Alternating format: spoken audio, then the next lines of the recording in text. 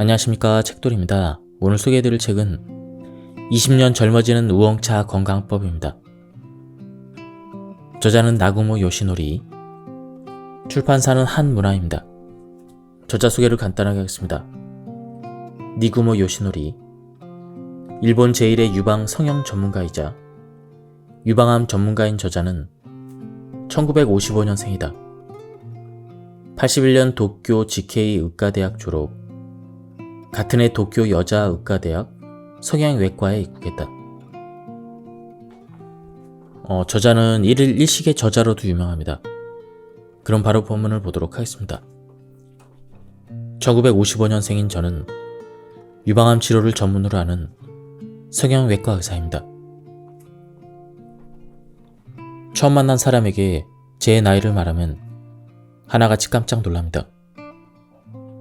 실제 나이보다 10살도 아니고 무려 20살 정도 어려 보인다면서 말이죠.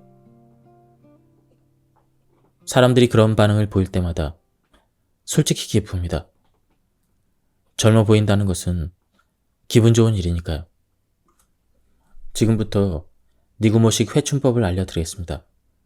아주 간단합니다. 첫째는 60% 소식, 둘째는 일찍 자고 일찍 일어나기, 셋째는 걸어서 출퇴근하기.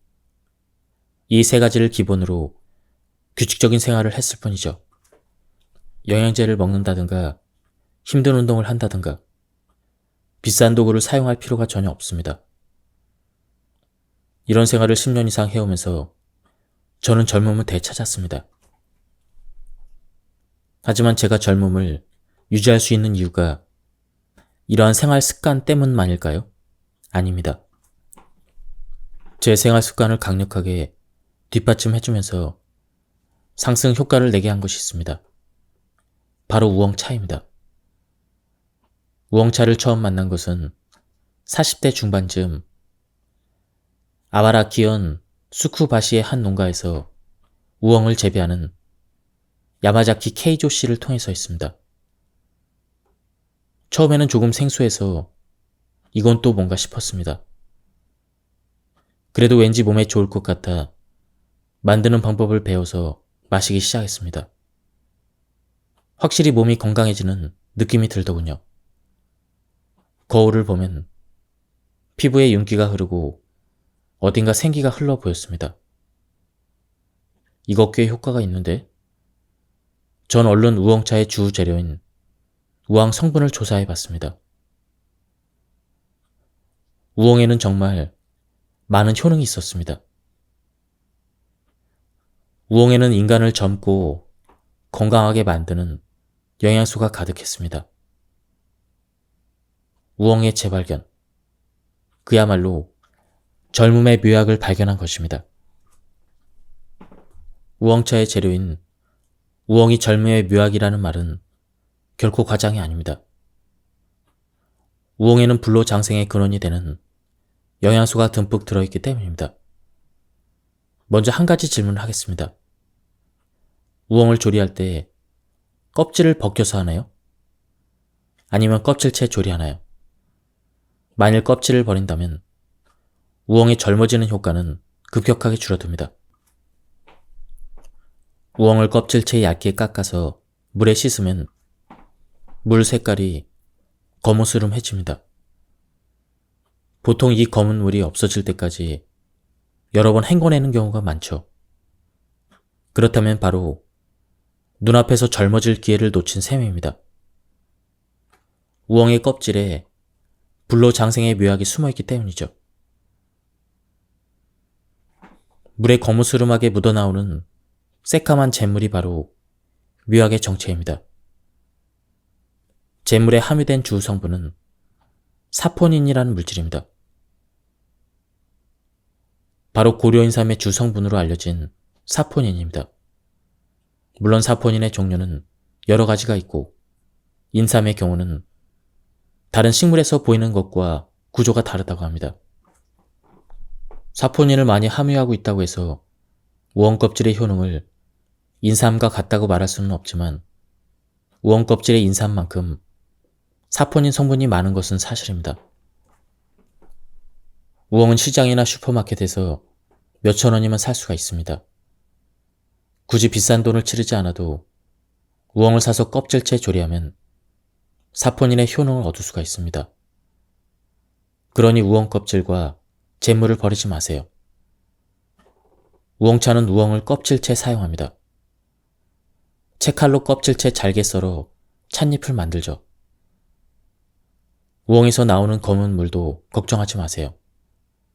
우엉을 조리하기 전에 수세미로 닦아 물에 씻는데 이는 흙을 제거하기 위한 작업일 뿐입니다.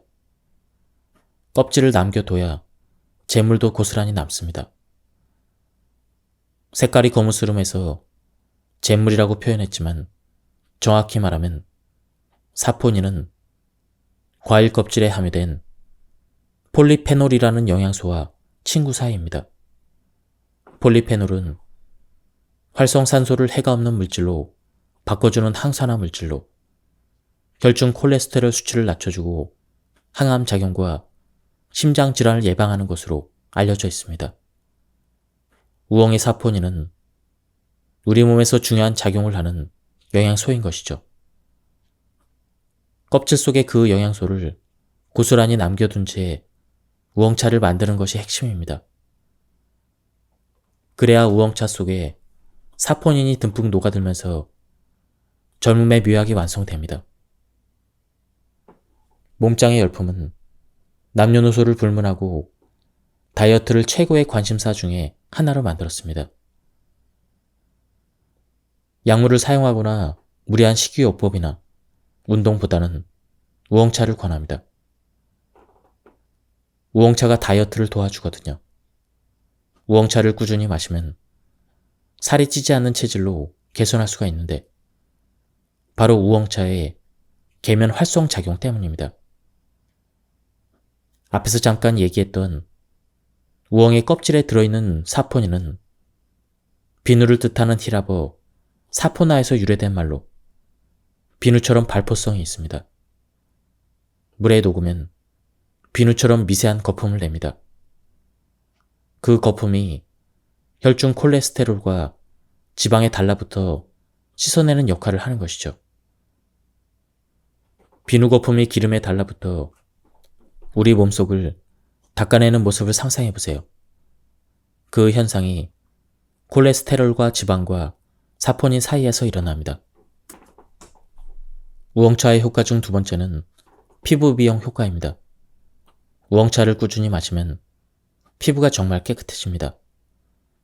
저도 우엉차를 마시면서 피부 좋다는 소리를 많이 들었거든요. 특히 피부결이 참 곱다라는 소리를 자주 듣습니다. 피부결이 곱다는 것은 모공이 작아 눈에 띄지 않는 상태입니다. 이 책을 읽고 있는 독자들 중에서도 넓은 모공과 블랙헤드, 과도한 피지로 고민하시는 분들이 꽤 있으리라 봅니다. 저도 예전에는 그랬습니다. 콧등과 이마를 보면 벌어진 모공에 기름이 껴서 귤 껍질처럼 우둘두툴했죠. 그런데 우엉차를 마시면서 모공이 눈에 띄게 깨끗해지기 시작했습니다. 이 또한 우엉 껍질에 함유된 사포닌의 효과입니다. 지저분한 모공은 피부에서 생성되는 피지가 원인입니다. 한마디로 기름 때문이죠. 지방을 지나치게 섭취한다거나 해서 피지 분비가 과도해지면 모공이 지저분해집니다. 사포닌은 콜레스테롤과 지방에 흡착해서 씻어내는 작용을 하므로 우엉차를 마시면 지방이 제거되어 피지의 과잉 분비를 억제할 수가 있습니다. 결국 모공에 쌓인 기름기가 줄면서 모공이 작아지는 것이죠. 제 피부결이 고와진 이유도 그러한 효과 덕분입니다. 우엉차는 냉증 개선의 효과도 있습니다. 우엉차에 함유된 사포닌에는 피를 응고시키는 혈소판의 기능을 억제하는 효능이 있기 때문이죠. 피가 잘 응고되지 않으면 그만큼 혈액이 원활하게 흐릅니다. 즉, 사포닌은 혈액순환을 촉진시켜 손발 구석구석까지 혈액이 잘 돌게 합니다. 요즘 체온에 대해서 관심이 부쩍 많아진 것 같습니다. 에어컨, 짧은 옷, 패스트푸드 등 의식주 생활 자체가 체온을 떨어뜨리기 좋은 환경에서 살고 있기 때문입니다. 특히 여성들 중에서 냉증으로 고민하는 사람이 꽤 많습니다. 냉증 개선을 위해 반신욕, 수면 양말, 온열팩, 손난로 등 다양한 방법을 시도해 봅니다. 하지만 아무리 밖에서 열을 가해도 몸속부터 따뜻해지지 않으면 냉증은 개선되지 않습니다. 자양강장 작용을 하는 우엉은 몸속부터 따뜻하게 해주기 때문에 냉증 개선에 탁월한 효과를 발휘합니다. 체온이 1도 올라가면 면역력이 5배나 증가한다고 합니다. 평소에 카페인 음료를 자주 마시고 냉증으로 고민하는 사람이라면 카페인 음료 대신 우엉차를 적극 추천합니다. 카페인은 혈관을 수축시키는 작용을 해서 많이 마시면 몸을 차갑게 하기 때문입니다. 냉증을 개선하고 싶다면 카페인이 함유된 음료를 멀리하세요.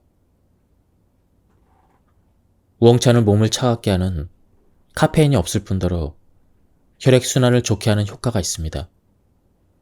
냉증으로 고민하는 사람에게는 아주 든든한 아군인 셈이죠. 따뜻한 우엉차를 마시고 가만히 몸을 느껴보세요. 우엉차가 몸에 흡수되면서 몸속이 따뜻해지는 것을 느낄 수가 있을 것입니다.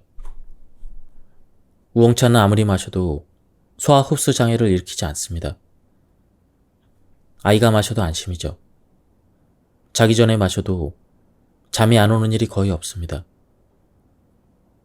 더욱이 우엉 껍질의 항균, 방충 및 상처 치유 효과로 감기에 잘 걸리지 않는 체질로 만들 수가 있습니다. 우엉차는 성인뿐만 아니라 한참 자라는 아이들에게도 적극 추천하고 싶은 마실거리입니다. 우엉 껍질로 혈관을 청소한다. 몸에 흡수된 담배연기나 배기가스, 불필요한 의약품 등으로 우리의 혈관 속은 각종 유해 물질이 소용돌이 치고 있습니다. 그 유해 물질들이 혈관 속을 흐르면 마치 철이 녹슬어 표면이 울퉁불퉁해지듯 혈관 내벽도 손상이 되고 때로 들러붙어 녹이 쓴 것과 같은 상태가 됩니다. 혈관이 산화된 상태이죠. 인간의 몸속에는 산화를 억제하는 항산화 물질이 있습니다. 젊을 때는 이 항산화 물질이 활발해서 다소 몸에 무리를 줘도 산화된 녹을 제거해줍니다. 하지만 나이가 들수록 그러한 기능은 떨어집니다. 항산화 물질이 감소함에 따라 생활 습관을 개선하지 않으면 녹은 점차 퍼지고 두터워지는 것이죠. 결국 혈관 내부가 좁아져 혈류가 나빠집니다. 이것이 동맥경화입니다. 이처럼 녹이 쌓여 심장으로 하는 혈관이 좁아지면 심근경색이나 뇌졸중 같은 질환이 발생합니다. 심근경색이나 뇌졸중은 일본인의 3대 사망 원인에 속합니다. 이러한 혈관 속의 녹에도 우엉차는 효과적입니다. 앞장에서 우엉차가 강력한 항산화 작용과 상처를 치유하는 작용이 있다고 했는데 그로 인해 혈관 내에 녹도 씻어내는 것이죠. 우엉에 들어있는 불용성 식이섬유인 리그닌은 혈액 속에 불필요한 콜레스테롤을 빨아들여 몸 밖으로 배출시킵니다. 따라서 우엉차를 꾸준히 마시면 콜레스테롤 수치가 정상화되고 심근경색, 뇌졸중 같은 되도록 피하고 싶은 질병 예방에도 효과가 있습니다. 우엉차는 피부건만 젊게 하는 것이 아니라 몸속부터 피부까지 젊고 건강하게 하는 말 그대로 회춘의 묘양입니다. 이 밖에도 우엉은 스트레스나 화를 다스려 인내심을 키워준다고 합니다. 스트레스 많은 현대인들에게 꼭 필요한 식품이죠. 카페인이 없으니 어린아이나 수험생들에게도 좋습니다. 수행에 정진하는 스님들이 우엉을 즐겨 먹는 것도 이 때문이라는 말이 있습니다. 우엉은 값비싼 고려 인삼만큼이나 좋은 효능이 있습니다.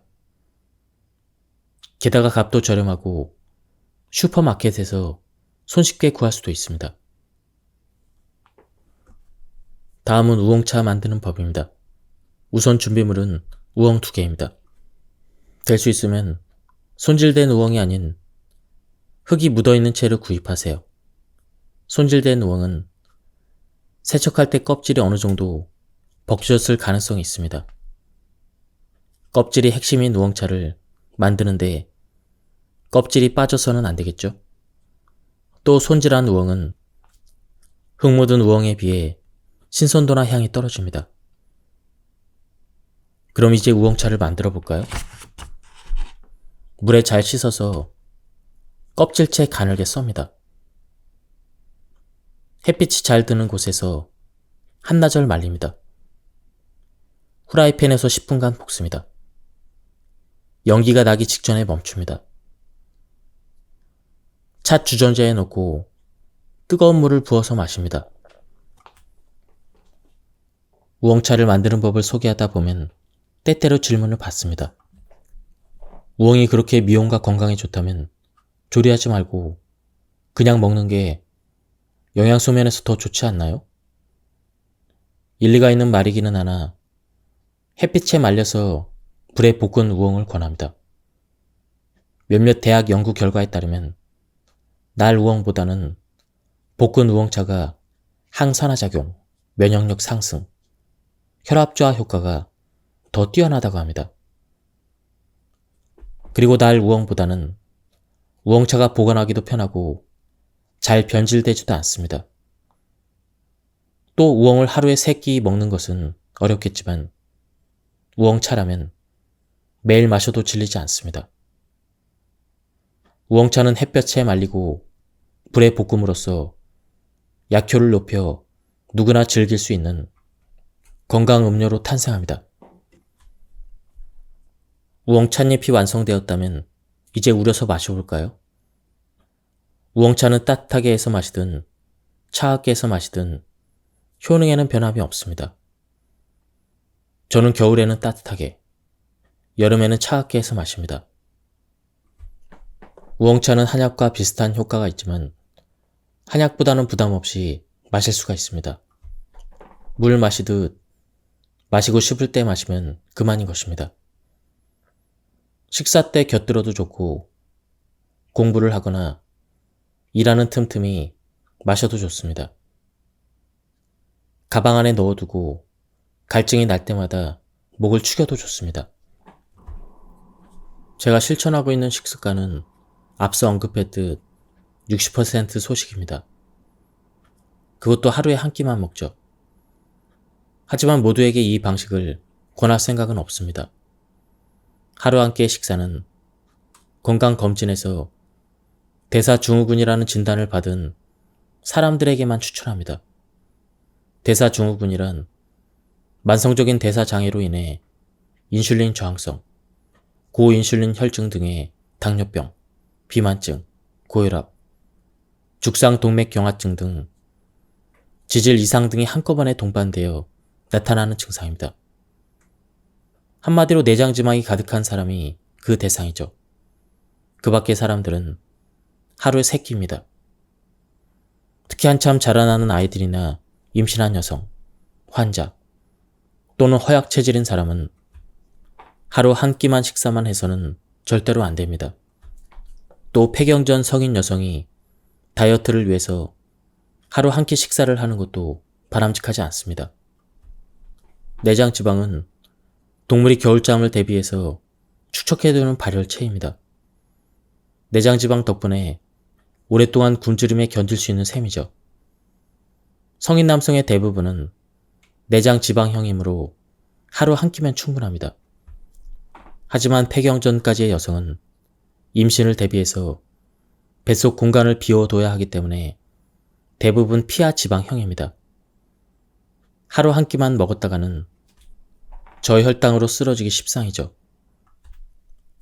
따라서 여성은 국 하나에 반찬 한 가지 식단을 추천합니다. 크기가 작은 어린이용 식기를 마련해서 그 범위 내에서는 뭐든지 마음껏 먹어도 좋습니다. 그렇게 하면 식사량의 40%가 감소하므로 60%의 소식이 가능합니다. 60%의 소식을 하다가 허기져 쓰러지지 않겠냐고 반문할지도 모르겠습니다. 저의 경우는 오히려 몸이 가뿐해지고 소화 흡수력도 좋아지고 맑은 정신으로 활력 있게 더 많은 일을 할 수가 있었습니다. 제가 생각하는 젊음을 지키는 식생활의 기본은 두 가지입니다. 첫째, 배불리 먹는 것을 피한다. 둘째, 완전한 영양식으로 먹는다. 혹시 연명 유전자라는 말을 들어본 적이 있습니까? 동물은 굶주림에 빠지면 목숨을 부지하기 위해 대책을 강구합니다. 그때 활발해지는 것이 이 연명 유전자입니다. 세포에 손상된 유전자를 복구함으로써 살아남는 힘을 주죠. 동물 실험에서 먹이를 40% 줄인 동물이 배부르게 먹는 동물보다 약 1.5배 수명이 증가한다는 사실이 증명되었습니다. 이 유전자는 물론 인간에게도 있습니다. 단식을 반복하면 연명 유전자의 활동 스위치가 켜져서 그 사람의 몸은 점점 젊어집니다. 60%의 소식은 10년 가까이 꾸준히 실천해 오고 있는 식습관입니다. 저는 하루에 한 끼만 먹는데 그렇다고 아침을 완전히 거르는 것은 아니고 수분과 함께 부담 없는 과일을 조금 먹습니다. 단 저녁까지는 우엉차 같은 음료 외에는 전혀 먹지 않습니다. 이러한 식습관을 이야기하면 하루 종일 배고프지 않으세요? 이렇게 자주 묻습니다. 물론 배가 고픕니다. 저녁 무렵이면 배에서 꼬르륵 소리가 나기도 하죠. 하지만 저에게 배고픔은 고통이 아닙니다. 연명 유전자가 활동하고 있다는 증거니까요. 또 오랫동안 소식을 하다 보니 먹는 양이 적은 만큼 식재료 하나하나에 고마운 마음이 들어서 천천히 꼭꼭 씹어 먹습니다. 꼭꼭 잘 씹어 먹으면 뇌가 더욱 활성화되고 소화 효소가 잘 분비되어 음식 속에 함유된 영양분도 더 많이 흡수할 수가 있습니다. 소식은 체내 활성산소를 줄여서 노화를 방지하는 데 도움을 주고 인체의 정화작용을 향상시켜 신체의 기능이 좋아집니다. 위장의 피로감을 줄여줘서 숙면에 도움을 주죠. 실제로 장수 마을에 가서 장수의 비결을 물어보면 한결같이 소식과 긍정적인 마음을 얘기합니다. 젊고 건강하게 장수하고 싶다면 지금부터라도 적당한 운동과 함께 소식을 실천해보세요. 어떻게 해야 하루하루의 식생활 속에서 완전하게 영양을 섭취할 수 있을까요? 흔히 하루 30가지 종류의 식품을 먹자라는 말이 있습니다. 이러한 식습관을 가지면 건강한 몸을 유지할 수 있다는 뜻이죠. 일리 있는 말이기는 하나 하루에 30가지 식품을 먹기란 결코 쉬운 일이 아닙니다. 어제 하루 몇 가지를 먹었나요? 30가지에 미치지 못하는 사람이 꽤 되리라 봅니다. 사람에 따라서는 지나친 건강 염려증 때문에 30가지를 다 챙겨 먹지 못하면 큰일이라도 날 듯 조바심을 내는 경우도 있습니다. 이런 것은 오히려 몸에 좋지 않겠죠. 이보다는 더 쉽게 완전한 영양을 섭취하는 방법이 있습니다. 그것은 바로 식재료를 댈 수 있으면 통째로 먹는 것입니다. 쌀은 백미보다 정미하지 않은 현미를 먹는다. 빵도 정제되지 않는 통밀로 만든 빵을 먹는다. 채소를 요리할 때는 잎, 껍질, 뿌리를 모두 사용한다. 생선은 머리에서 꼬리, 가시, 내장까지 통째로 먹는다. 이것이 제가 생각하는 완전한 영양 식단입니다. 하루 30가지의 식품을 챙겨 먹으려고 아등바등할 필요가 없습니다. 쌀은 현미, 생선은 한 마리 통째로, 채소는 잎, 뿌리, 껍질까지 몽땅 조리해서 먹으면 남거나 모자람 없이 필요한 영양소를 모두 섭취할 수가 있습니다. 걷는 습관이 비만을 방지한다. 격렬한 운동은 살이 빠지지 않습니다. 그렇다고 해서 미용과 건강, 젊음을 목표로 하는 운동에 의미가 없다는 소리는 아닙니다. 운동을 하려면 심박수가 아닌 기초대사를 올리는 방법이 바람직합니다. 추천할 만한 운동이 걷기입니다. 무조건 자주 걷는 것이죠. 격렬한 운동을 하지 않아도 근육은 붙습니다. 평소 두세 정거장 되는 거리라도 되도록 자동차나 버스를 타지 말고 걸어 다니는 습관을 들이면 근육은 절로 붙기 마련입니다. 근육이 붙으면 그만큼 기초대사도 올라갑니다. 걷기는 날씬해질 뿐만 아니라 노화까지 늦춰주는 아주 좋은 운동입니다. 제가 걷기를 추천하는 이유는 또 있습니다. 바로 종아리가 단련되기 때문입니다. 흔히들 발을 제2의 심장이라고 하지만 종아리를 제2의 심장이라 부르기도 합니다. 심장이 뇌를 비롯하여 온몸에 신선한 동맥피를 펌프질한다면 종아리는 다리까지 내려온 노폐물 가득한 정맥피를 다시 심장을 향해서 위로 펌프질하기 때문입니다. 혈액의 흐름에는 심장에서 내보내는 동맥과 몸의 각 부분에서 심장으로 되돌아가는 정맥이 있습니다. 동맥에는 혈액을 흘려보내는 힘이 있지만 정맥에는 그런 힘이 없습니다. 때문에 몸의 말초 부분에서 혈액이 정체되기 쉬워 다리의 부종이나 냉증의 원인이 됩니다. 이때 종아리 근육을 움직여서 수축시키면 그 작용이 펌프 작용을 해서 말초 부분에서 맴돌던 혈액이 심장으로 되돌아갑니다. 따라서 자주 걷는 습관은 혈액순환을 좋게 합니다.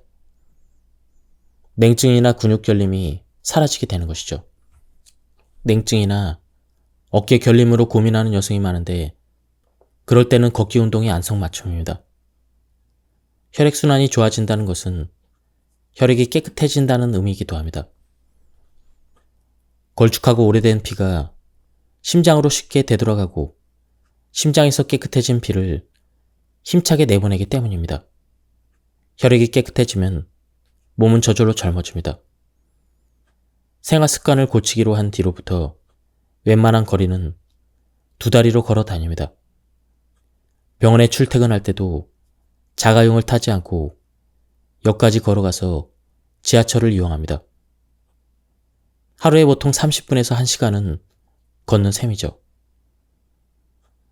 가방을 사선으로 메고 양손을 열심히 흔들며 발가락 끝은 세우고 등은 쭉 편 채 경쾌하게 걷는 것이 제 걷기 스타일입니다.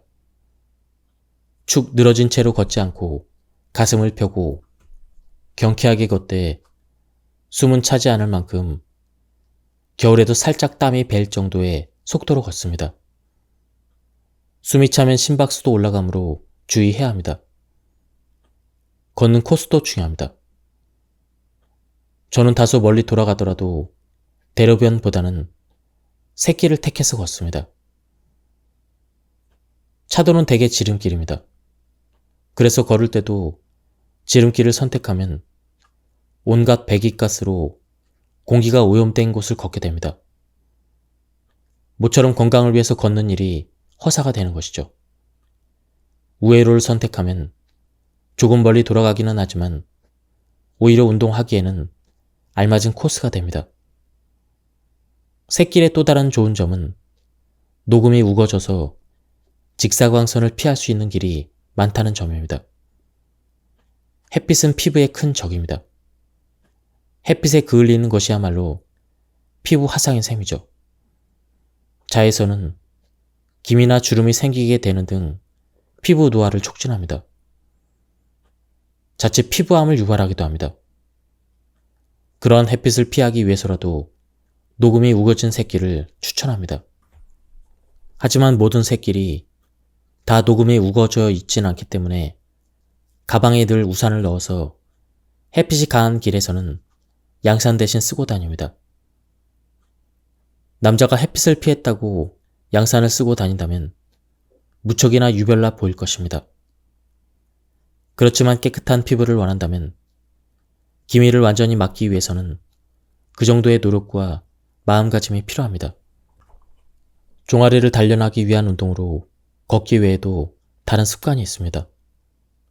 지하철이나 버스를 탈 때 되도록 의자에 앉지 않는 것이죠. 서 있을 때에도 될 수 있으면 손잡이를 잡지 않고 스스로 균형을 잡으려고 합니다. 그렇게 하면 혈액순환이 좋아져서 기초 대사가 올라가므로 다이어트 효과가 있습니다. 지하철에서도 스포츠 센터의 밸런스 머신과 똑같은 효과를 얻을 수 있는 셈이죠. 또 고속 전철이나 비행기 안에서도 되도록 좌석 등받이에 기대지 않고 앉습니다.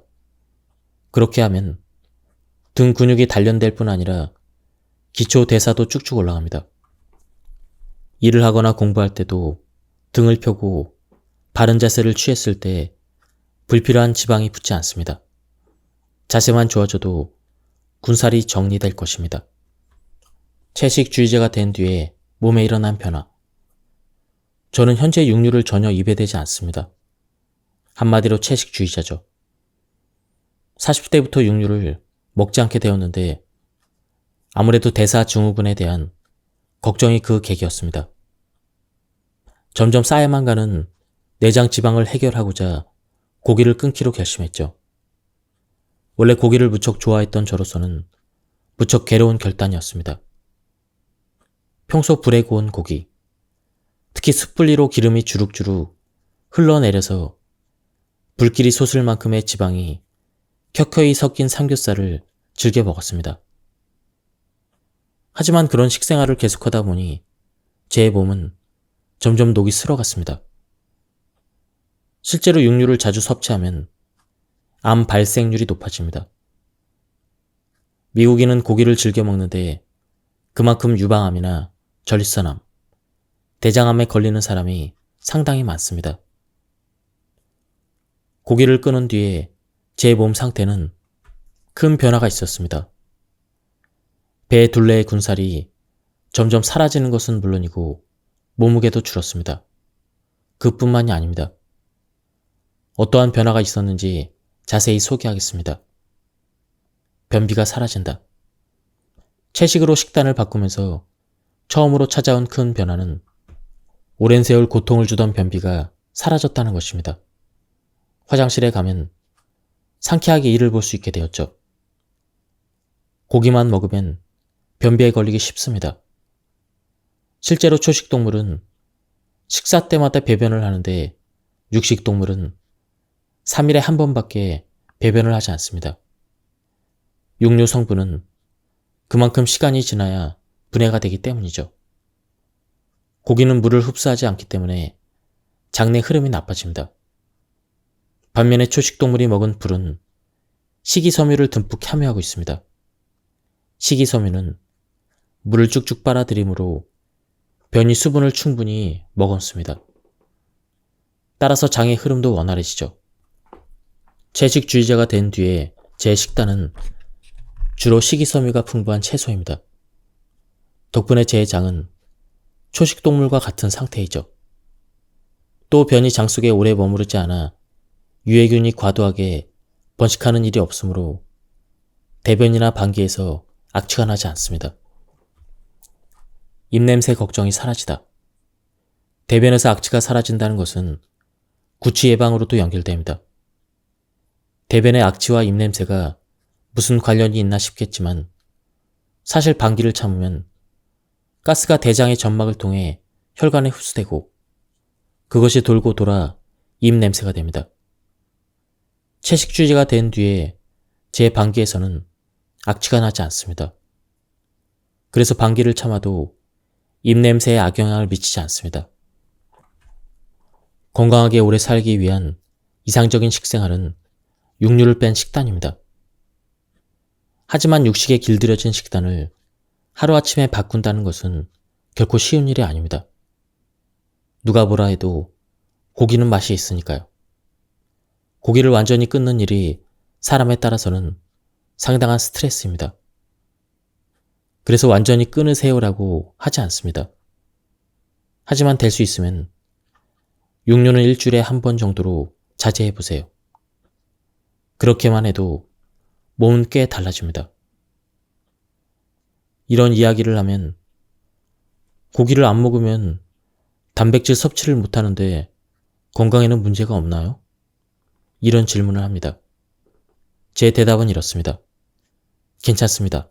걱정하지 마세요. 저는 콩에서 단백질을 섭취합니다.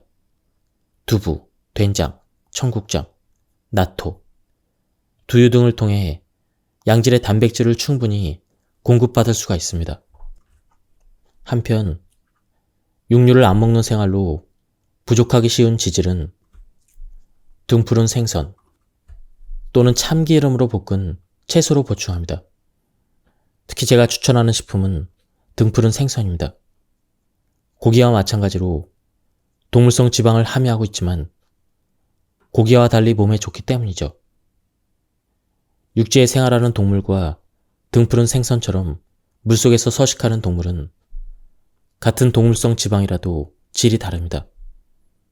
동물성 지방에는 불포화 지방산과 포화 지방산 두 가지가 있습니다. 전자가 실온에서 잘 굳지 않는 지방이라면 후자는 잘 굳는 지방이죠. 물속에서 생활하는 생선은 불포화 지방산이며 육지에서 생활하는 동물의 지방은 포화 지방산입니다. 가령 소고기나 돼지고기로 조림을 해서 냉장고에서 식히면 지방이 하얗게 굳습니다. 반면에 생선은 지방 자체는 굳지 않습니다.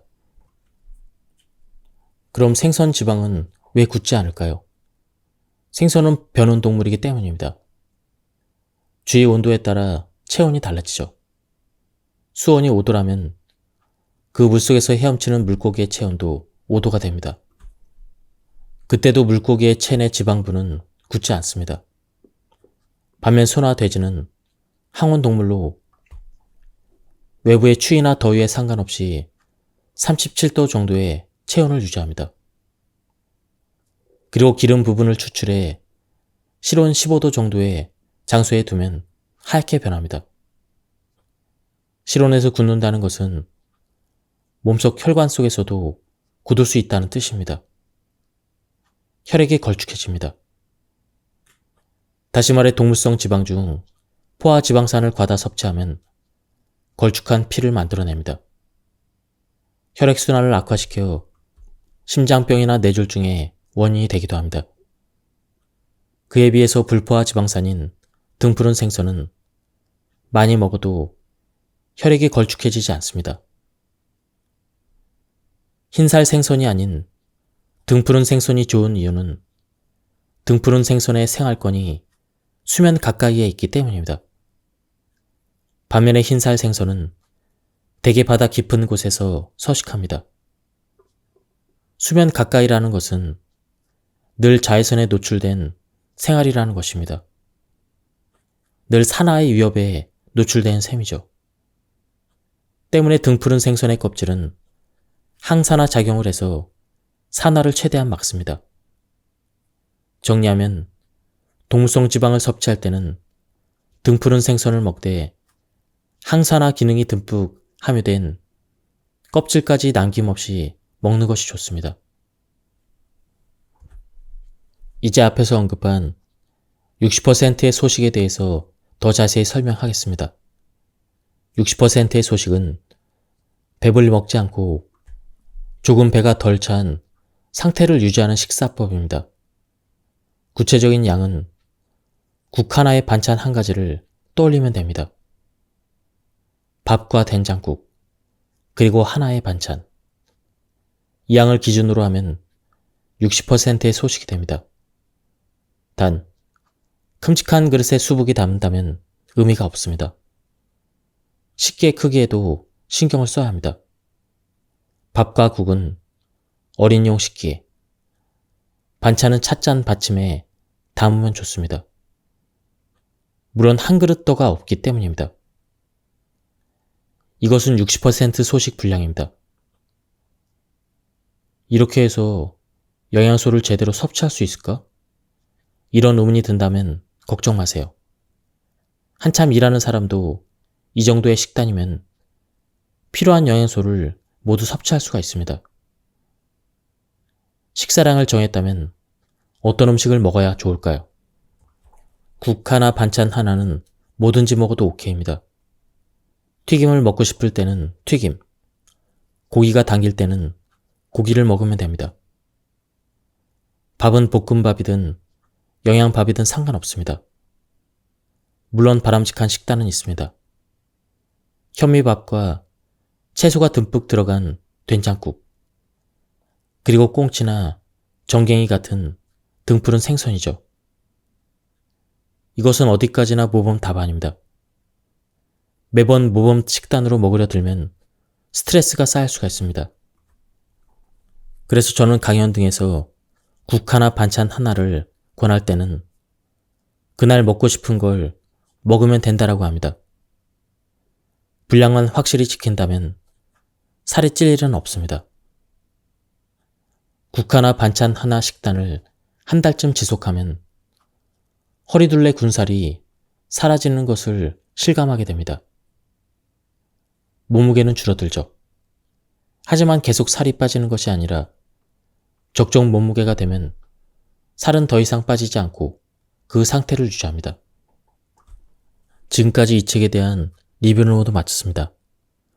안타깝게도 이 책은 지금은 절판이 되어서 서점에서 구할 수는 없는데요. 중고책 서점이나 그리고 도서관에서 빌려보시면 구하실 수가 있을 것 같습니다. 저도 우엉차를 가끔 마시고 있었는데요. 우엉차에 이런 많은 효과가 있는지는 모르고 마셨던 것 같습니다. 무엇보다도 부작용도 없고 우리 주변에서 쉽게 구할 수가 있어서 굉장히 좋은 음식 재료인 것 같습니다. 오늘은 여기서 마치도록 하겠습니다. 여기까지 들어주셔서 감사합니다. 안녕하십니까, 책돌이입니다. 오늘 소개해드릴 책은 20년 젊어지는 우엉차 건강법입니다. 저자는 나구모 요시노리, 출판사는 한문화입니다. 저자 소개를 간단하게 하겠습니다. 니구모 요시노리, 일본 제1의 유방 성형 전문가이자 유방암 전문가인 저자는 1955년생이다. 81년 도쿄 GK 의과대학 졸업, 같은 해 도쿄 여자의과대학 성형외과에 입국했다. 저자는 일일 일식의 저자로도 유명합니다. 그럼 바로 본문을 보도록 하겠습니다. 1955년생인 저는 유방암 치료를 전문으로 하는 성형외과 의사입니다. 처음 만난 사람에게 제 나이를 말하면 하나같이 깜짝 놀랍니다. 실제 나이보다 10살도 아니고 무려 20살 정도 어려 보인다면서 말이죠. 사람들이 그런 반응을 보일 때마다 솔직히 기쁩니다. 젊어 보인다는 것은 기분 좋은 일이니까요. 지금부터 니구모식 회춘법을 알려드리겠습니다. 아주 간단합니다. 첫째는 60% 소식, 둘째는 일찍 자고 일찍 일어나기, 셋째는 걸어서 출퇴근하기. 이 세 가지를 기본으로 규칙적인 생활을 했을 뿐이죠. 영양제를 먹는다든가 힘든 운동을 한다든가 비싼 도구를 사용할 필요가 전혀 없습니다. 이런 생활을 10년 이상 해오면서 저는 젊음을 되찾았습니다.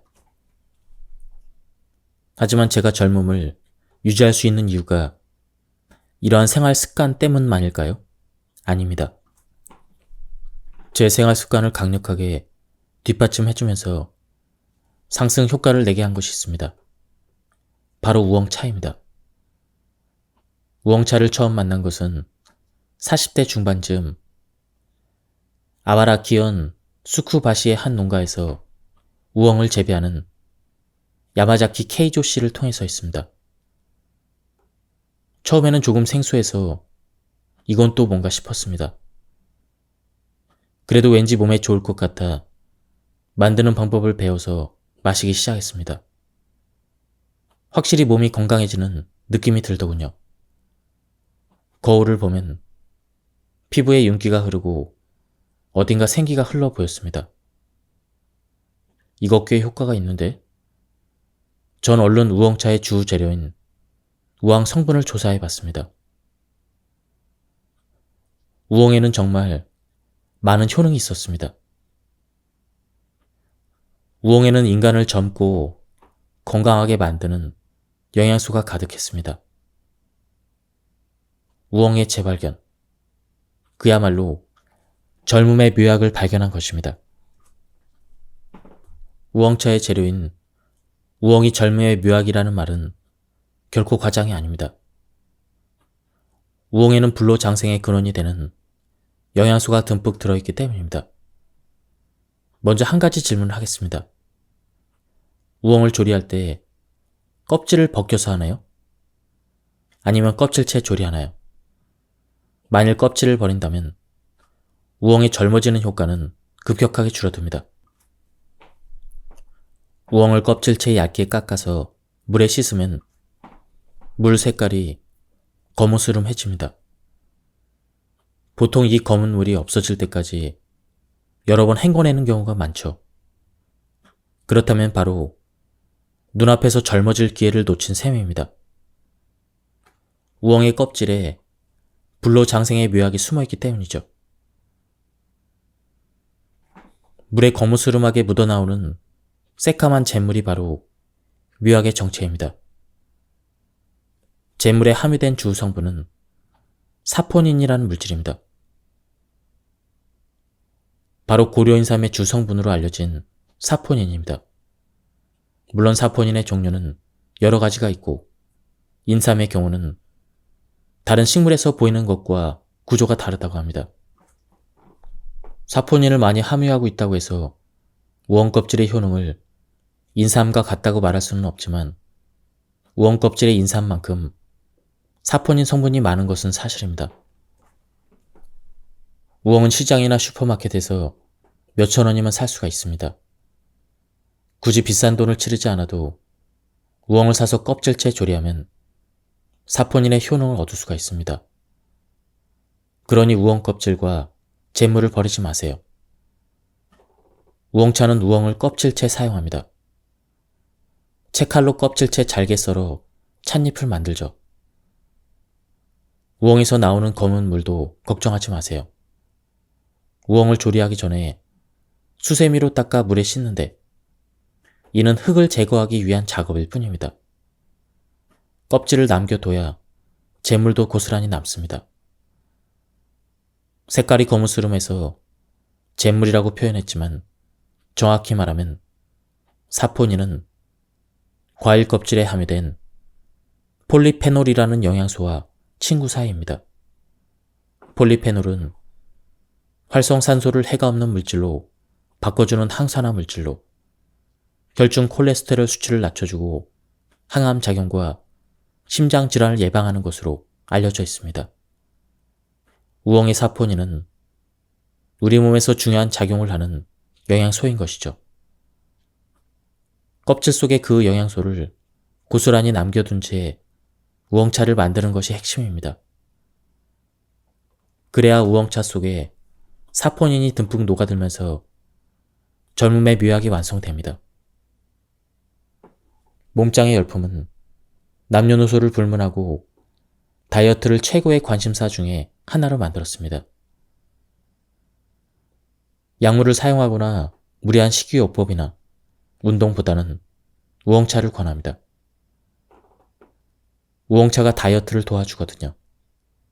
우엉차를 꾸준히 마시면 살이 찌지 않는 체질로 개선할 수가 있는데 바로 우엉차의 계면 활성 작용 때문입니다. 앞에서 잠깐 얘기했던 우엉의 껍질에 들어있는 사포닌은 비누를 뜻하는 히라버 사포나에서 유래된 말로 비누처럼 발포성이 있습니다. 물에 녹으면 비누처럼 미세한 거품을 냅니다. 그 거품이 혈중 콜레스테롤과 지방에 달라붙어 씻어내는 역할을 하는 것이죠. 비누 거품이 기름에 달라붙어 우리 몸속을 닦아내는 모습을 상상해보세요. 그 현상이 콜레스테롤과 지방과 사포닌 사이에서 일어납니다. 우엉차의 효과 중 두 번째는 피부 미용 효과입니다. 우엉차를 꾸준히 마시면 피부가 정말 깨끗해집니다. 저도 우엉차를 마시면서 피부 좋다는 소리를 많이 들었거든요. 특히 피부결이 참 곱다라는 소리를 자주 듣습니다. 피부결이 곱다는 것은 모공이 작아 눈에 띄지 않는 상태입니다. 이 책을 읽고 있는 독자들 중에서도 넓은 모공과 블랙헤드, 과도한 피지로 고민하시는 분들이 꽤 있으리라 봅니다. 저도 예전에는 그랬습니다. 콧등과 이마를 보면 벌어진 모공에 기름이 껴서 귤 껍질처럼 우둘두툴했죠. 그런데 우엉차를 마시면서 모공이 눈에 띄게 깨끗해지기 시작했습니다. 이 또한 우엉 껍질에 함유된 사포닌의 효과입니다. 지저분한 모공은 피부에서 생성되는 피지가 원인입니다. 한마디로 기름 때문이죠.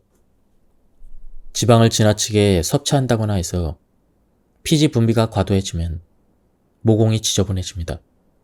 사포닌은 콜레스테롤과 지방에 흡착해서 씻어내는 작용을 하므로 우엉차를 마시면 지방이 제거되어 피지의 과잉 분비를 억제할 수가 있습니다. 결국 모공에 쌓인 기름기가 줄면서 모공이 작아지는 것이죠. 제 피부결이 고와진 이유도 그러한 효과 덕분입니다. 우엉차는 냉증 개선의 효과도 있습니다. 우엉차에 함유된 사포닌에는 피를 응고시키는 혈소판의 기능을 억제하는 효능이 있기 때문이죠. 피가 잘 응고되지 않으면 그만큼 혈액이 원활하게 흐릅니다. 즉, 사포닌은 혈액순환을 촉진시켜 손발 구석구석까지 혈액이 잘 돌게 합니다. 요즘 체온에 대해서 관심이 무척 많아진 것 같습니다. 에어컨, 짧은 옷, 패스트푸드 등 의식주 생활 자체가 체온을 떨어뜨리기 좋은 환경에서 살고 있기 때문입니다. 특히 여성들 중에서 냉증으로 고민하는 사람이 꽤 많습니다. 냉증 개선을 위해 반신욕, 수면 양말, 온열팩, 손난로 등 다양한 방법을 시도해 봅니다. 하지만 아무리 밖에서 열을 가해도 몸속부터 따뜻해지지 않으면 냉증은 개선되지 않습니다. 자양강장 작용을 하는 우엉은 몸속부터 따뜻하게 해주기 때문에 냉증 개선에 탁월한 효과를 발휘합니다. 체온이 1도 올라가면 면역력이 5배나 증가한다고 합니다. 평소에 카페인 음료를 자주 마시고 냉증으로 고민하는 사람이라면 카페인 음료 대신 우엉차를 적극 추천합니다. 카페인은 혈관을 수축시키는 작용을 해서 많이 마시면 몸을 차갑게 하기 때문입니다. 냉증을 개선하고 싶다면 카페인이 함유된 음료를 멀리하세요. 우엉차는 몸을 차갑게 하는 카페인이 없을 뿐더러 혈액순환을 좋게 하는 효과가 있습니다. 냉증으로 고민하는 사람에게는 아주 든든한 아군이 셈이죠. 따뜻한 우엉차를 마시고 가만히 몸을 느껴보세요. 우엉차가 몸에 흡수되면서 몸속이 따뜻해지는 것을 느낄 수가 있을 것입니다. 우엉차는 아무리 마셔도 소화 흡수 장애를 일으키지 않습니다. 아이가 마셔도 안심이죠. 자기 전에 마셔도 잠이 안 오는 일이 거의 없습니다. 더욱이 우엉 껍질의 항균, 방충 및 상처 치유 효과로 감기에 잘 걸리지 않는 체질로 만들 수가 있습니다. 우엉차는 성인뿐만 아니라 한참 자라는 아이들에게도 적극 추천하고 싶은 마실거리입니다. 우엉 껍질로 혈관을 청소한다. 몸에 흡수된 담배 연기나 배기가스, 불필요한 의약품 등으로 우리의 혈관 속은 각종 유해 물질이 소용돌이 치고 있습니다. 그 유해 물질들이 혈관 속을 흐르면 마치 철이 녹슬어 표면이 울퉁불퉁해지듯 혈관 내벽도 손상이 되고 때로 들러붙어 녹이 쓴 것과 같은 상태가 됩니다. 혈관이 산화된 상태이죠. 인간의 몸속에는 산화를 억제하는 항산화 물질이 있습니다. 젊을 때는 이 항산화 물질이 활발해서 다소 몸에 무리를 줘도 산화된 녹을 제거해줍니다. 하지만 나이가 들수록 그러한 기능은 떨어집니다. 항산화 물질이 감소함에 따라 생활 습관을 개선하지 않으면 녹은 점차 퍼지고 두터워지는 것이죠. 결국 혈관 내부가 좁아져 혈류가 나빠집니다. 이것이 동맥경화입니다. 이처럼 녹이 쌓여 심장으로 하는 혈관이 좁아지면 심근경색이나 뇌졸중 같은 질환이 발생합니다. 심근경색이나 뇌졸중은 일본인의 3대 사망 원인에 속합니다. 이러한 혈관 속의 녹에도 우엉차는 효과적입니다. 앞장에서 우엉차가 강력한 항산화 작용과 상처를 치유하는 작용이 있다고 했는데 그로 인해 혈관 내에 녹도 씻어낸 것이죠. 우엉에 들어있는 불용성 식이섬유인 리그닌은 혈액 속의 불필요한 콜레스테롤을 빨아들여 몸 밖으로 배출시킵니다. 따라서 우엉차를 꾸준히 마시면 콜레스테롤 수치가 정상화되고 심근경색, 뇌졸중 같은 되도록 피하고 싶은 질병 예방에도 효과가 있습니다. 우엉차는 피부건만 젊게 하는 것이 아니라 몸속부터 피부까지 젊고 건강하게 하는 말 그대로 회춘의 묘약입니다. 이 밖에도 우엉은 스트레스나 화를 다스려 인내심을 키워준다고 합니다. 스트레스 많은 현대인들에게 꼭 필요한 식품이죠. 카페인이 없으니 어린아이나 수험생들에게도 좋습니다. 수행에 정진하는 스님들이 우엉을 즐겨 먹는 것도 이 때문이라는 말이 있습니다. 우엉은 값비싼 고려 인삼만큼이나 좋은 효능이 있습니다. 게다가 값도 저렴하고 슈퍼마켓에서 손쉽게 구할 수도 있습니다. 다음은 우엉차 만드는 법입니다. 우선 준비물은 우엉 2개입니다. 될 수 있으면 손질된 우엉이 아닌 흙이 묻어있는 채를 구입하세요. 손질된 우엉은 세척할 때 껍질이 어느 정도 벗겨졌을 가능성이 있습니다. 껍질이 핵심인 우엉차를 만드는데 껍질이 빠져서는 안 되겠죠? 또 손질한 우엉은 흙 묻은 우엉에 비해 신선도나 향이 떨어집니다. 그럼 이제 우엉차를 만들어 볼까요? 물에 잘 씻어서 껍질째 가늘게 썹니다. 햇빛이 잘 드는 곳에서 한나절 말립니다. 후라이팬에서 10분간 볶습니다. 연기가 나기 직전에 멈춥니다. 차 주전자에 넣고 뜨거운 물을 부어서 마십니다. 우엉차를 만드는 법을 소개하다 보면 때때로 질문을 받습니다. 우엉이 그렇게 미용과 건강에 좋다면 조리하지 말고 그냥 먹는 게 영양소 면에서 더 좋지 않나요? 일리가 있는 말이기는 하나 햇빛에 말려서 불에 볶은 우엉을 권합니다. 몇몇 대학 연구 결과에 따르면 날 우엉보다는 볶은 우엉차가 항산화작용, 면역력 상승, 혈압 저하 효과가 더 뛰어나다고 합니다. 그리고 날 우엉보다는 우엉차가 보관하기도 편하고 잘 변질되지도 않습니다. 또 우엉을 하루에 3끼 먹는 것은 어렵겠지만 우엉차라면 매일 마셔도 질리지 않습니다. 우엉차는 햇볕에 말리고 불에 볶음으로써 약효를 높여 누구나 즐길 수 있는 건강 음료로 탄생합니다. 우엉찻잎이 완성되었다면 이제 우려서 마셔볼까요? 우엉차는 따뜻하게 해서 마시든 차갑게 해서 마시든 효능에는 변함이 없습니다. 저는 겨울에는 따뜻하게, 여름에는 차갑게 해서 마십니다. 우엉차는 한약과 비슷한 효과가 있지만 한약보다는 부담 없이 마실 수가 있습니다. 물 마시듯 마시고 싶을 때 마시면 그만인 것입니다. 식사 때 곁들여도 좋고 공부를 하거나 일하는 틈틈이 마셔도 좋습니다.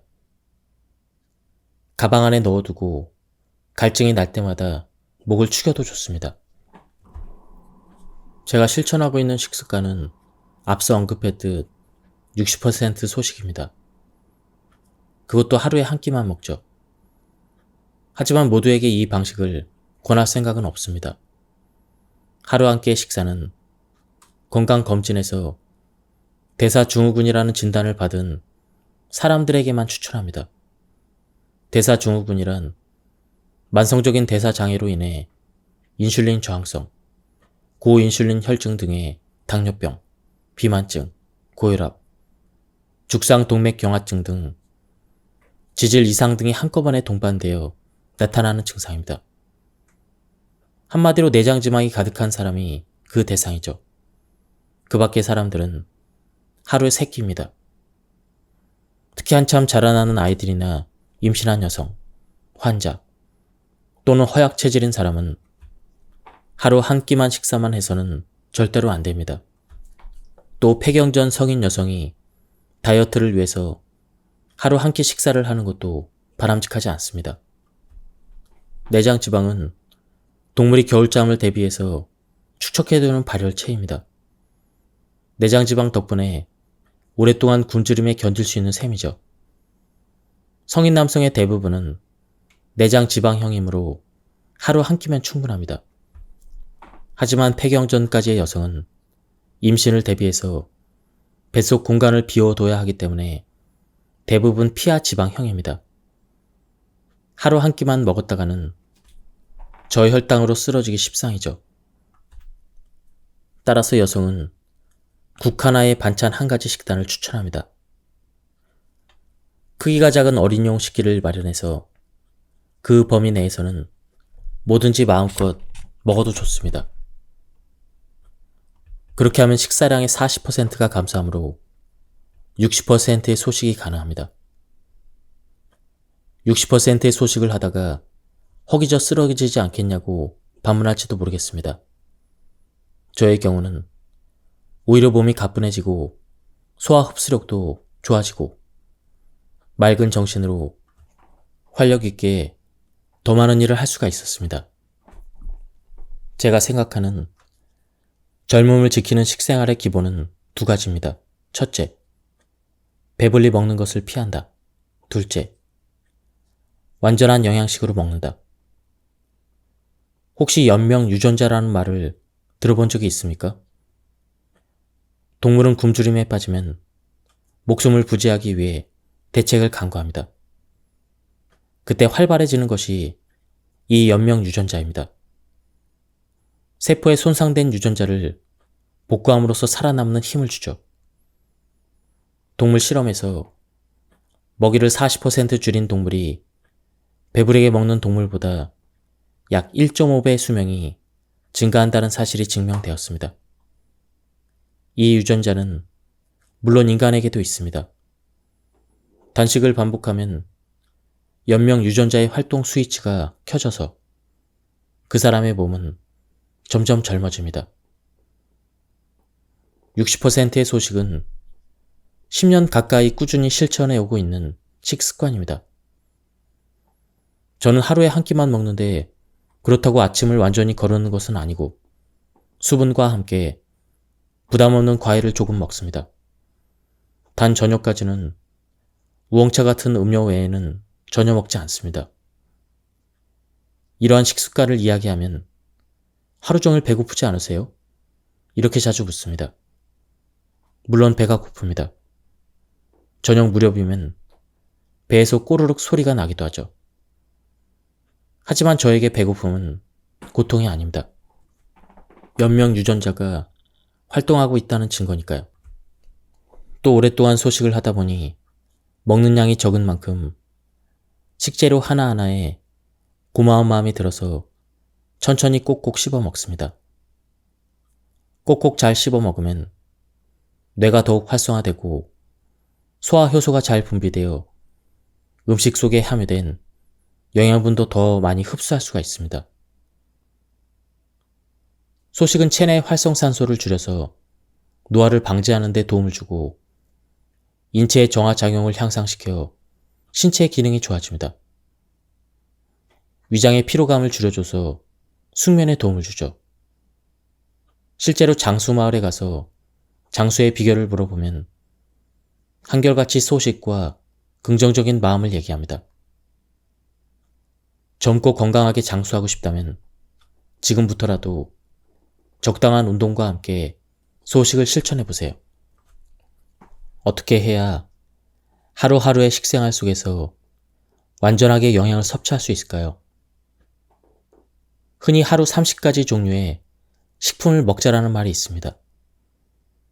이러한 식습관을 가지면 건강한 몸을 유지할 수 있다는 뜻이죠. 일리 있는 말이기는 하나 하루에 30가지 식품을 먹기란 결코 쉬운 일이 아닙니다. 어제 하루 몇 가지를 먹었나요?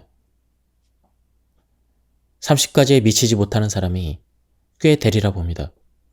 사람에 따라서는 지나친 건강 염려증 때문에 30가지를 다 챙겨 먹지 못하면 큰일이라도 날 듯 조바심을 내는 경우도 있습니다. 이런 것은 오히려 몸에 좋지 않겠죠.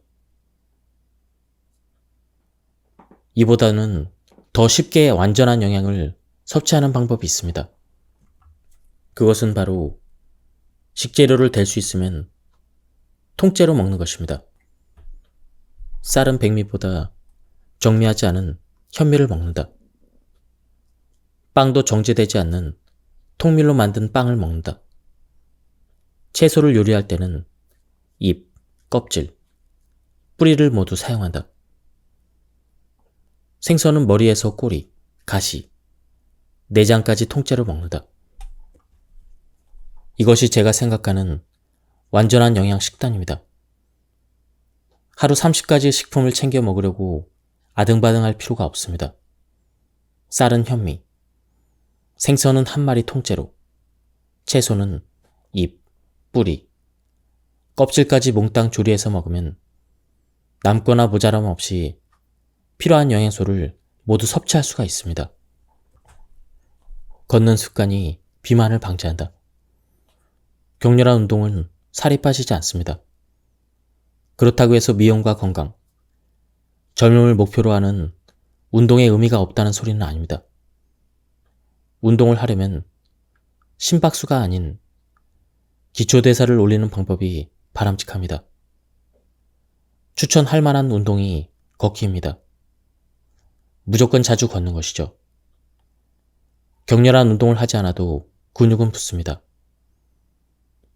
평소 두세 정거장 되는 거리라도 되도록 자동차나 버스를 타지 말고 걸어 다니는 습관을 들이면 근육은 절로 붙기 마련입니다. 근육이 붙으면 그만큼 기초대사도 올라갑니다. 걷기는 날씬해질 뿐만 아니라 노화까지 늦춰주는 아주 좋은 운동입니다. 제가 걷기를 추천하는 이유는 또 있습니다. 바로 종아리가 단련되기 때문입니다. 흔히들 발을 제2의 심장이라고 하지만 종아리를 제2의 심장이라 부르기도 합니다. 심장이 뇌를 비롯하여 온몸에 신선한 동맥피를 펌프질한다면 종아리는 다리까지 내려온 노폐물 가득한 정맥피를 다시 심장을 향해서 위로 펌프질하기 때문입니다. 혈액의 흐름에는 심장에서 내보내는 동맥과 몸의 각 부분에서 심장으로 되돌아가는 정맥이 있습니다. 동맥에는 혈액을 흘려보내는 힘이 있지만 정맥에는 그런 힘이 없습니다. 때문에 몸의 말초 부분에서 혈액이 정체되기 쉬워 다리의 부종이나 냉증의 원인이 됩니다. 이때 종아리 근육을 움직여서 수축시키면 그 작용이 펌프 작용을 해서 말초 부분에서 맴돌던 혈액이 심장으로 되돌아갑니다. 따라서 자주 걷는 습관은 혈액순환을 좋게 합니다. 냉증이나 근육 결림이 사라지게 되는 것이죠. 냉증이나 어깨 결림으로 고민하는 여성이 많은데 그럴 때는 걷기 운동이 안성맞춤입니다. 혈액순환이 좋아진다는 것은 혈액이 깨끗해진다는 의미이기도 합니다. 걸쭉하고 오래된 피가 심장으로 쉽게 되돌아가고 심장에서 깨끗해진 피를 힘차게 내보내기 때문입니다. 혈액이 깨끗해지면 몸은 저절로 젊어집니다. 생활 습관을 고치기로 한 뒤로부터 웬만한 거리는 2다리로 걸어 다닙니다. 병원에 출퇴근할 때도 자가용을 타지 않고 역까지 걸어가서 지하철을 이용합니다. 하루에 보통 30분에서 1시간은 걷는 셈이죠. 가방을 사선으로 메고 양손을 열심히 흔들며 발가락 끝은 세우고 등은 쭉 편 채 경쾌하게 걷는 것이 제 걷기 스타일입니다. 축 늘어진 채로 걷지 않고 가슴을 펴고 경쾌하게 걷되 숨은 차지 않을 만큼 겨울에도 살짝 땀이 벨 정도의 속도로 걷습니다. 숨이 차면 심박수도 올라가므로 주의해야 합니다. 걷는 코스도 중요합니다. 저는 다소 멀리 돌아가더라도 대로변보다는 샛길을 택해서 걷습니다. 차도는 대개 지름길입니다. 그래서 걸을 때도 지름길을 선택하면 온갖 배기가스로 공기가 오염된 곳을 걷게 됩니다. 모처럼 건강을 위해서 걷는 일이 허사가 되는 것이죠. 우회로를 선택하면 조금 멀리 돌아가기는 하지만 오히려 운동하기에는 알맞은 코스가 됩니다. 샛길의 또 다른 좋은 점은 녹음이 우거져서 직사광선을 피할 수 있는 길이 많다는 점입니다. 햇빛은 피부의 큰 적입니다. 햇빛에 그을리는 것이야말로 피부 화상의 셈이죠. 자외선은 김이나 주름이 생기게 되는 등 피부 노화를 촉진합니다. 자칫 피부암을 유발하기도 합니다. 그러한 햇빛을 피하기 위해서라도 녹음이 우거진 샛길을 추천합니다. 하지만 모든 샛길이 다 녹음이 우거져 있진 않기 때문에 가방에 늘 우산을 넣어서 햇빛이 강한 길에서는 양산 대신 쓰고 다닙니다. 남자가 햇빛을 피했다고 양산을 쓰고 다닌다면 무척이나 유별나 보일 것입니다. 그렇지만 깨끗한 피부를 원한다면 기미를 완전히 막기 위해서는 그 정도의 노력과 마음가짐이 필요합니다. 종아리를 단련하기 위한 운동으로 걷기 외에도 다른 습관이 있습니다. 지하철이나 버스를 탈 때 되도록 의자에 앉지 않는 것이죠. 서 있을 때에도 될 수 있으면 손잡이를 잡지 않고 스스로 균형을 잡으려고 합니다. 그렇게 하면 혈액순환이 좋아져서 기초 대사가 올라가므로 다이어트 효과가 있습니다. 지하철에서도 스포츠 센터의 밸런스 머신과 똑같은 효과를 얻을 수 있는 셈이죠. 또 고속 전철이나 비행기 안에서도 되도록 좌석 등받이에 기대지 않고 앉습니다. 그렇게 하면 등 근육이 단련될 뿐 아니라 기초 대사도 쭉쭉 올라갑니다. 일을 하거나 공부할 때도 등을 펴고 바른 자세를 취했을 때 불필요한 지방이 붙지 않습니다. 자세만 좋아져도 군살이 정리될 것입니다.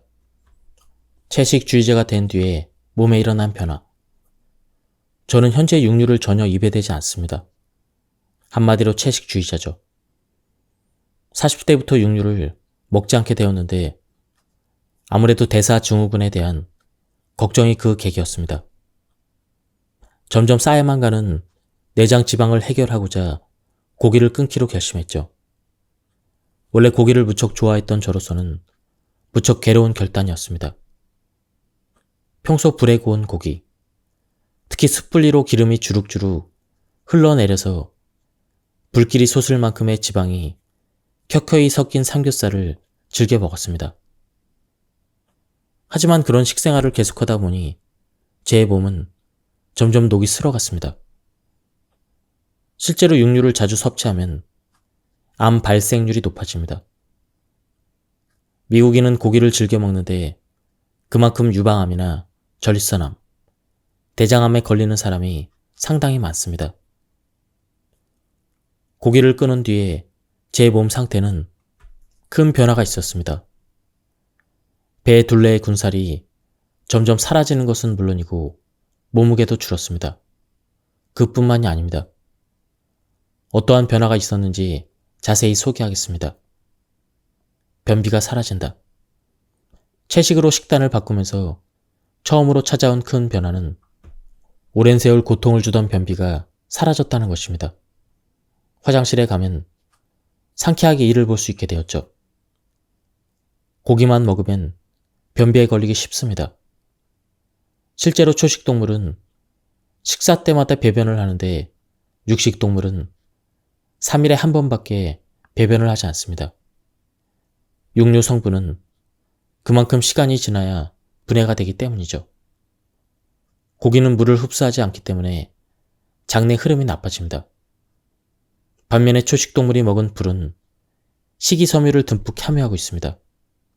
식이섬유는 물을 쭉쭉 빨아들이므로 변이 수분을 충분히 머금습니다. 따라서 장의 흐름도 원활해지죠. 채식주의자가 된 뒤에 제 식단은 주로 식이섬유가 풍부한 채소입니다. 덕분에 제 장은 초식동물과 같은 상태이죠. 또 변이 장 속에 오래 머무르지 않아 유해균이 과도하게 번식하는 일이 없으므로 대변이나 방귀에서 악취가 나지 않습니다. 입냄새 걱정이 사라지다. 대변에서 악취가 사라진다는 것은 구취 예방으로도 연결됩니다. 대변의 악취와 입냄새가 무슨 관련이 있나 싶겠지만 사실 방귀를 참으면 가스가 대장의 점막을 통해 혈관에 흡수되고 그것이 돌고 돌아 입냄새가 됩니다. 채식주의자가 된 뒤에 제 방귀에서는 악취가 나지 않습니다. 그래서 방귀를 참아도 입냄새에 악영향을 미치지 않습니다. 건강하게 오래 살기 위한 이상적인 식생활은 육류를 뺀 식단입니다. 하지만 육식에 길들여진 식단을 하루아침에 바꾼다는 것은 결코 쉬운 일이 아닙니다. 누가 뭐라 해도 고기는 맛이 있으니까요. 고기를 완전히 끊는 일이 사람에 따라서는 상당한 스트레스입니다. 그래서 완전히 끊으세요라고 하지 않습니다. 하지만 될 수 있으면 육류는 일주일에 한 번 정도로 자제해보세요. 그렇게만 해도 몸은 꽤 달라집니다. 이런 이야기를 하면 고기를 안 먹으면 단백질 섭취를 못하는데 건강에는 문제가 없나요? 이런 질문을 합니다. 제 대답은 이렇습니다. 괜찮습니다. 걱정하지 마세요. 저는 콩에서 단백질을 섭취합니다. 두부, 된장, 청국장, 나토, 두유 등을 통해 양질의 단백질을 충분히 공급받을 수가 있습니다. 한편 육류를 안 먹는 생활로 부족하기 쉬운 지질은 등푸른 생선 또는 참기름으로 볶은 채소로 보충합니다. 특히 제가 추천하는 식품은 등푸른 생선입니다. 고기와 마찬가지로 동물성 지방을 함유하고 있지만 고기와 달리 몸에 좋기 때문이죠. 육지에 생활하는 동물과 등푸른 생선처럼 물속에서 서식하는 동물은 같은 동물성 지방이라도 질이 다릅니다. 동물성 지방에는 불포화 지방산과 포화 지방산 두 가지가 있습니다. 전자가 실온에서 잘 굳지 않는 지방이라면 후자는 잘 굳는 지방이죠. 물속에서 생활하는 생선은 불포화 지방산이며 육지에서 생활하는 동물의 지방은 포화 지방산입니다. 가령 소고기나 돼지고기로 조림을 해서 냉장고에서 식히면 지방이 하얗게 굳습니다. 반면에 생선은 지방 자체는 굳지 않습니다. 그럼 생선 지방은 왜 굳지 않을까요? 생선은 변온 동물이기 때문입니다. 주위 온도에 따라 체온이 달라지죠. 수온이 5도라면 그 물속에서 헤엄치는 물고기의 체온도 5도가 됩니다. 그때도 물고기의 체내 지방분은 굳지 않습니다.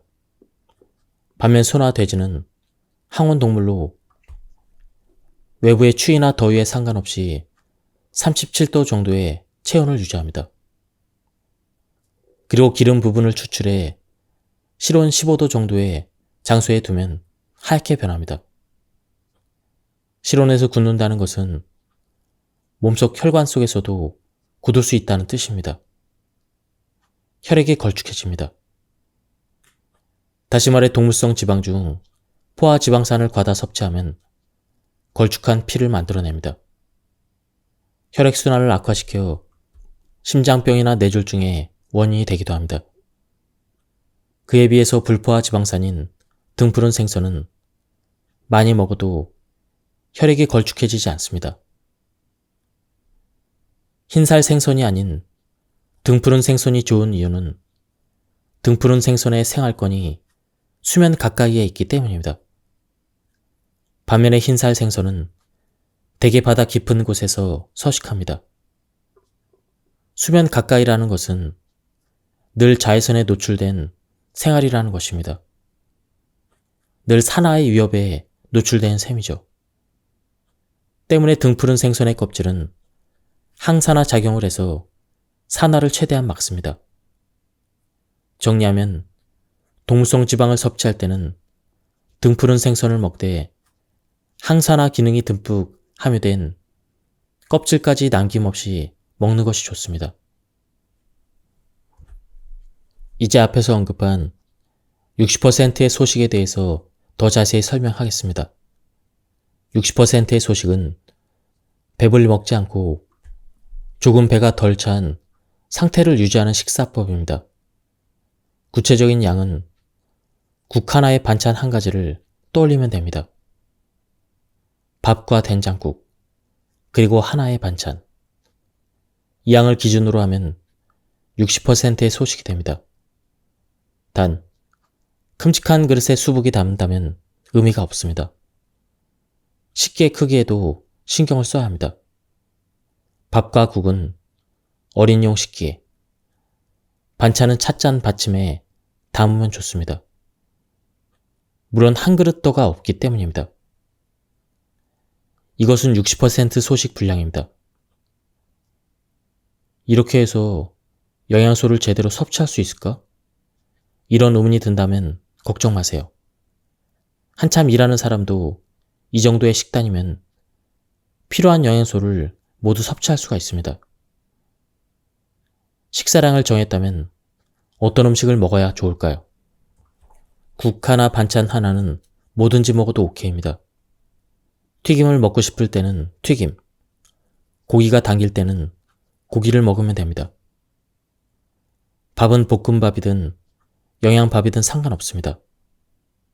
물론 바람직한 식단은 있습니다. 현미밥과 채소가 듬뿍 들어간 된장국, 그리고 꽁치나 정갱이 같은 등푸른 생선이죠. 이것은 어디까지나 모범 답안입니다. 매번 모범 식단으로 먹으려 들면 스트레스가 쌓일 수가 있습니다. 그래서 저는 강연 등에서 국 하나 반찬 하나를 권할 때는 그날 먹고 싶은 걸 먹으면 된다라고 합니다. 분량만 확실히 지킨다면 살이 찔 일은 없습니다. 국 하나 반찬 하나 식단을 한 달쯤 지속하면 허리둘레 군살이 사라지는 것을 실감하게 됩니다. 몸무게는 줄어들죠. 하지만 계속 살이 빠지는 것이 아니라 적정 몸무게가 되면 살은 더 이상 빠지지 않고 그 상태를 유지합니다. 지금까지 이 책에 대한 리뷰를 모두 마쳤습니다. 안타깝게도 이 책은 지금은 절판이 되어서 서점에서 구할 수는 없는데요. 중고책 서점이나 그리고 도서관에서 빌려보시면 구하실 수가 있을 것 같습니다. 저도 우엉차를 가끔 마시고 있었는데요. 우엉차에 이런 많은 효과가 있는지는 모르고 마셨던 것 같습니다. 무엇보다도 부작용도 없고 우리 주변에서 쉽게 구할 수가 있어서 굉장히 좋은 음식 재료인 것 같습니다. 오늘은 여기서 마치도록 하겠습니다. 여기까지 들어주셔서 감사합니다.